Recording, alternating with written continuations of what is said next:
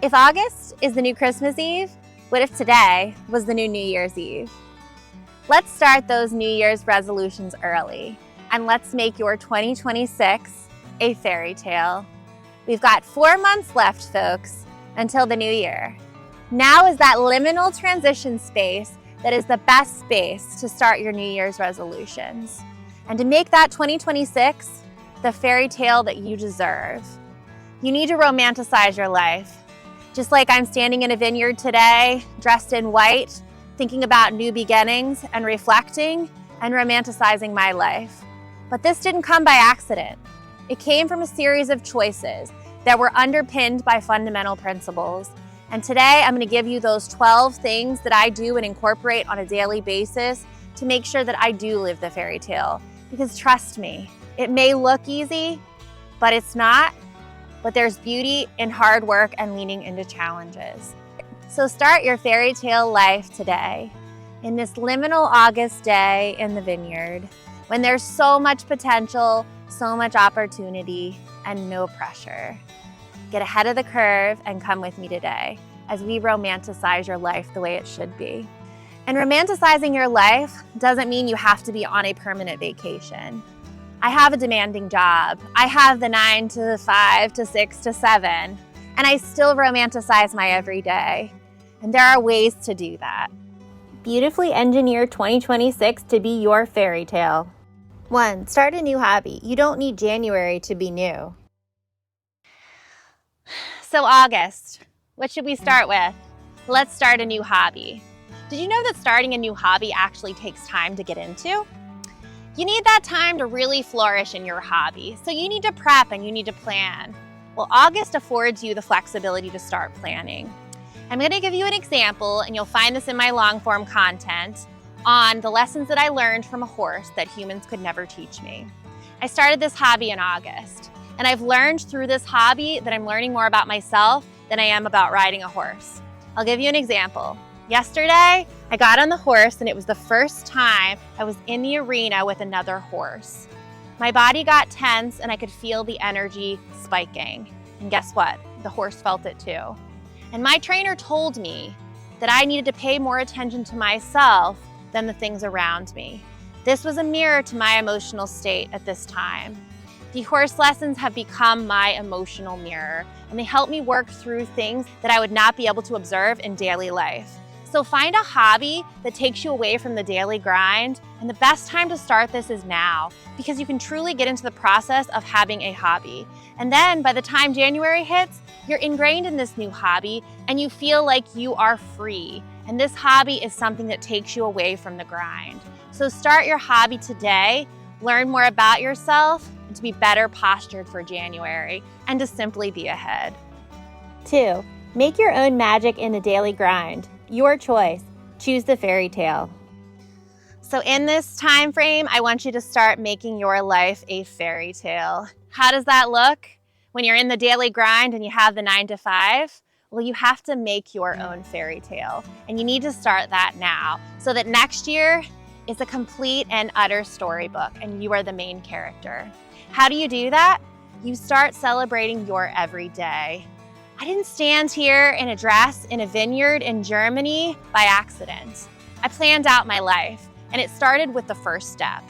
Everything in your life is a choice, and romanticizing your life and making your life the fairy tale is a possibility, but you have to choose that, and you have to have daily mantras that affirm that fairy tale. I am not caged, I am free, and I am open to do what I want to do every day, despite the 9 to 5. Because I choose to be the main character in my fairy tale. I choose to romanticize my life. I choose to wear glitter to work every day because that sparkle, it makes me happy. And I choose to paint my nails and celebrate myself, because if you don't celebrate yourself, nobody else will. So please, I encourage you, put some sparkle into your day and make your 9 to 5 daily grind your own fairy tale. Take a day sometimes just for you. There's things you can do to spice up your life and make it the fairy tale that you deserve. And that starts now. 3, make small rituals. Anchor yourself to you. Now is the best time to anchor yourself with rituals. Rituals that get you grounded and get you back to your true purpose. How you do that is with good planning. If you have a very demanding job like I do, a 9 to 5 every day, sometimes more than 8 hours a day, sometimes up to 12, you need to make sure you're planning this intentional time for yourself. And you need to get in a rhythm, because when the new year hits, that's not going to be the optimal time. You're going to be getting over the holidays and things are going to be chaotic. Now is that liminal time to take the opportunity to be intentional. What this looks like for me that may work for you is a weekend ritual. It's a Saturday morning, preparing my coffee, sitting on the balcony and reflecting on the week before and setting intentions for the next week. That is the way that you will get dialed in. You need to truly be able to reflect on your weaknesses and your strengths. And the only way to do that is to be intentional with your time. Nobody else will be intentional with it. If this means taking a little time out of the day to focus on yourself, perhaps scheduling a meeting for yourself, that may be just what you need to be intentional. For me, a weekly ritual works well. For you, it may be a nightly ritual. It might be just lighting a candle, taking a pause, and reflecting daily. 4, reframe transitions, lean into challenges, head on. And next, we need to really get comfortable with challenges, and we need to reframe liminal spaces. We're reframing August today, and you're in this with me, so I know you can do this. We're gonna reframe the challenges in your life as biggest opportunities for growth. I recently went through one of the hardest professional challenges that I've had in a while. This had to have me literally rethink my day-to-day. I'll tell you that being a fish out of water is scary, but with that, the only way to survive is to lean into challenges. How does that look? It looks like facing your fears head on. What you avoid will chase you. What you face, you will overcome. And trust me, it's never as scary as you think. So start to face those challenges, be vulnerable, and don't be afraid. Fear is not your friend. Facing is your friend. Face August, this liminal space, with intention. Face your fears with intention, and you will find that you will grow. But the only way you will grow is under tension. So please embrace the tension. Start with August, and you'll be amazed when you hit January how far you've come. 5, do what's necessary, then what's possible. Momentum builds itself. I want you to reframe your biggest challenges as your biggest opportunities for growth. And here's how. I want you to simply have this mantra in your head. Start by doing what's necessary. Okay, so you're in an overwhelming job. What does that mean? It might mean simple things like going to a meeting, showing up, approving a timesheet. Whatever that baseline is that's just necessary duties, do those. By all means, you have the energy and you can do that. Next, you're gonna notice you're gonna start to do what's possible. What does that look like? That looks like little things that were harder for you when you started that you didn't even feel were possible. Start doing those after you've done what's necessary. And then suddenly, after you've hit those 2 pillars, you find that you're doing the impossible. My favorite quote is to start by doing what's necessary, then what's possible, and suddenly you're doing the impossible. And I promise you, if you break things out like this in a very logical and methodical approach, you will realize that you're getting farther than you even thought possible. And you're doing it all, and you're doing it afraid. And you're starting it early in this liminal time, so you're getting ahead. There's no pressure right now. It's August. The spotlight is not on you to perform. The holidays aren't here yet. You're in prep mode, you're chipping away, and you're growing, and you're gonna reap what you sow, and it's going to be in the new year. But you have to start now. 6, ask for help. I also want you to think about this. I want you to think about asking for help. Asking for help is not a sign of weakness, it's a sign of strength. You can ask for help from a friend. You can also ask for help from AI. You can go to ChatGPT. You can throw out there some ideas and they can organize that for you into a logical thing that incorporates a good self-love voice. I've noticed that ChatGPT has a very positive inner voice, and it helps you to reframe your voice as positive if you're not having a good inner voice. So ask for help. Animals do it. Plant life does it.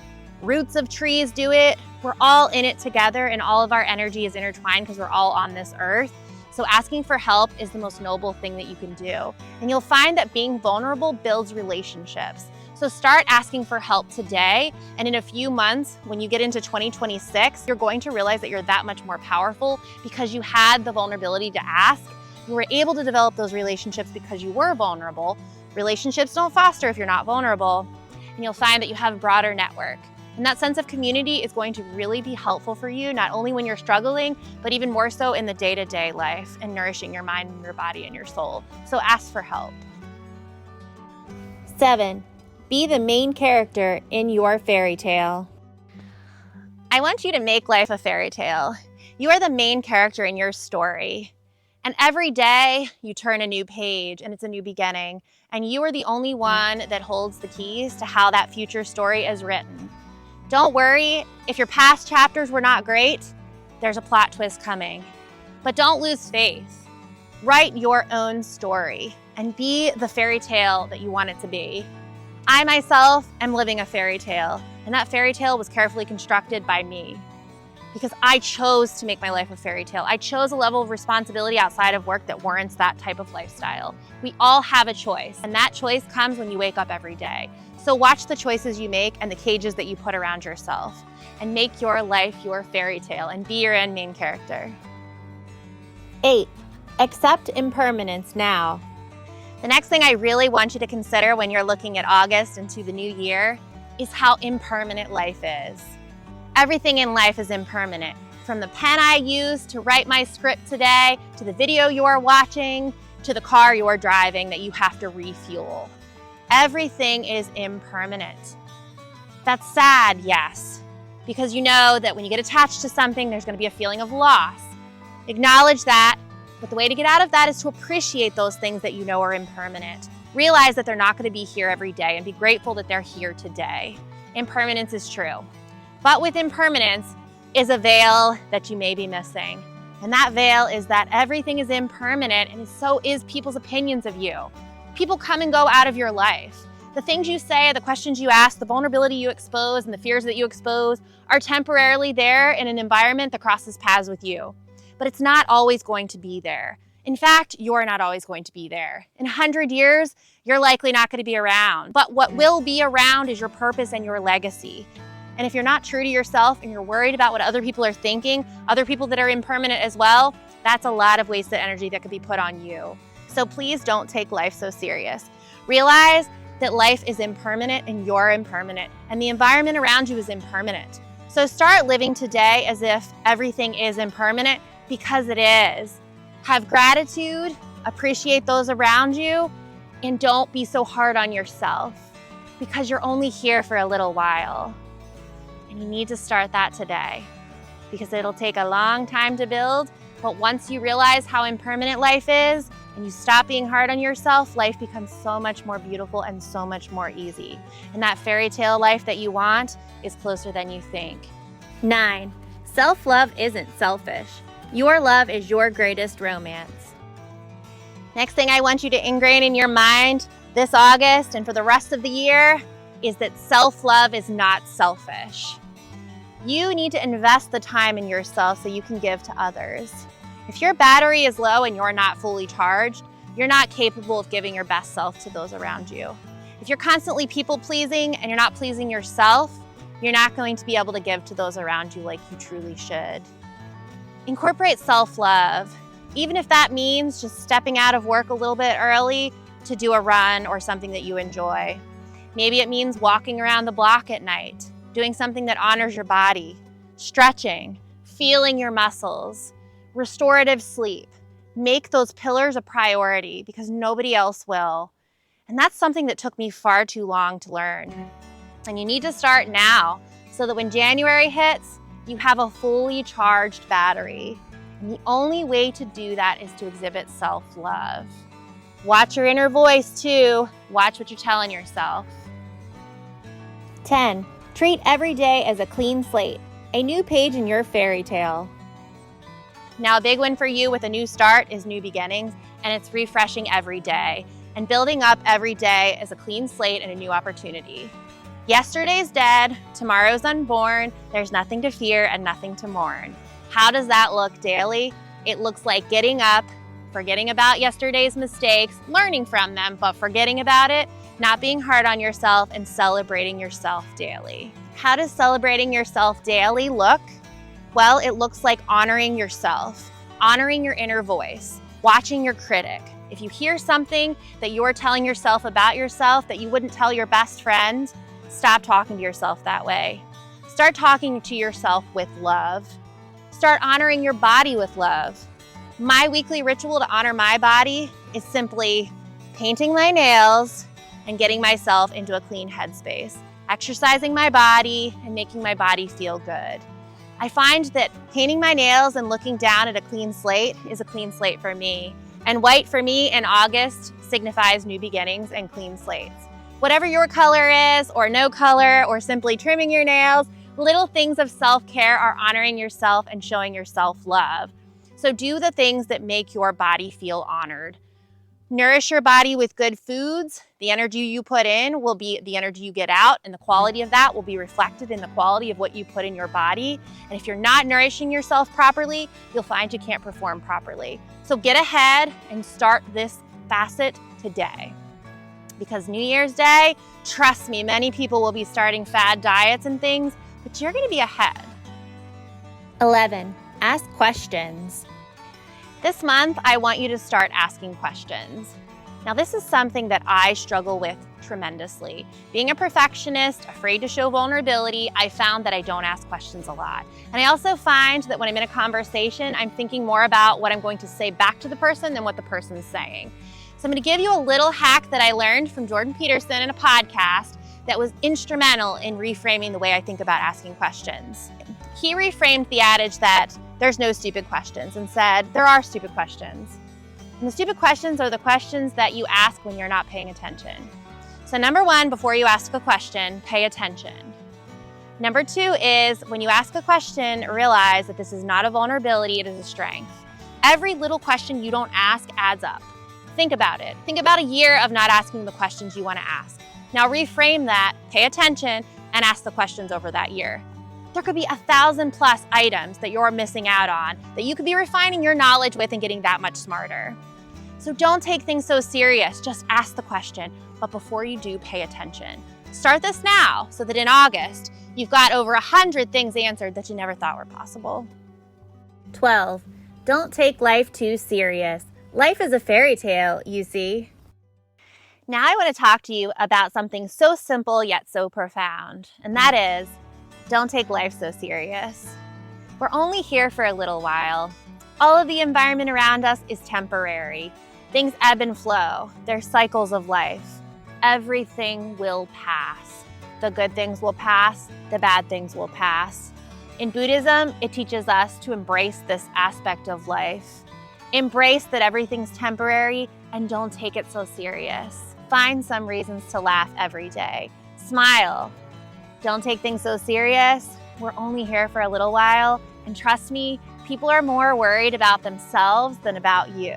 And that, my friends, have helped me a ton because I overthink, would worry what other people's perceptions are of me, when in reality, they're not worried about me. They're worried about themselves.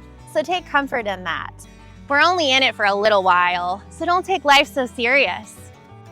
Pick your favorite of these 12 ways to start building 2026 as your fairy tale. Laugh, dance, soak up the sun, and enjoy life.